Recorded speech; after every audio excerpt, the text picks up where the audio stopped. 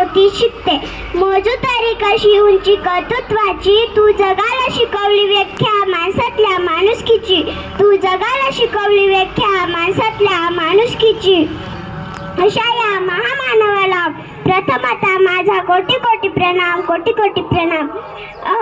मित्रांनो, आज 14 एप्रिल म्हणजे डॉक्टर बाबासाहेब आंबेडकर यांची जयंती आणि ती साजरी करण्यासाठी आपण एकत्र जमलो आहोत.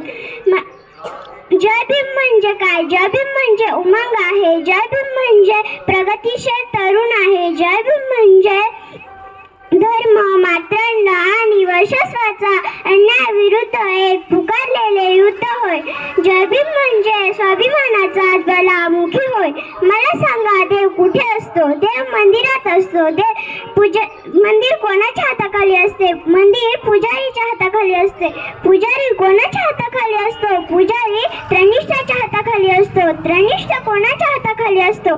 त्रनिष्ठ राज्य सरकाराच्या हाताखाली असतो. राज्य सरकार कोणाच्या हाताखाली असते? राज्य सरकार केंद्र सरकारांच्या हाताखाली असते. केंद्र सरकार कोणाच्या हाताखाली असते? तर केंद्र सरकार संस्थेच्या हाताखाली असते. संस्था कोणाच्या हाताखाली असते? संस्था राष्ट्रपतींच्या हाताखाली असते.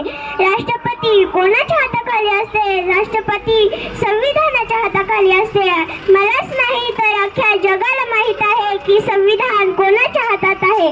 तर संविधान भारतरत्न, विश्वरत्न डॉक्टर बाबासाहेब आंबेडकर यांच्या हातात आहे.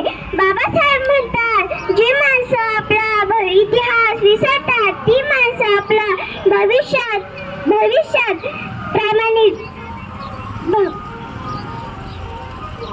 होऊ शकत नाही. बाबासाहेबांनी शिक्षणाची एक महत्त्वाची गोष्ट सांगितली आणि ती म्हणजे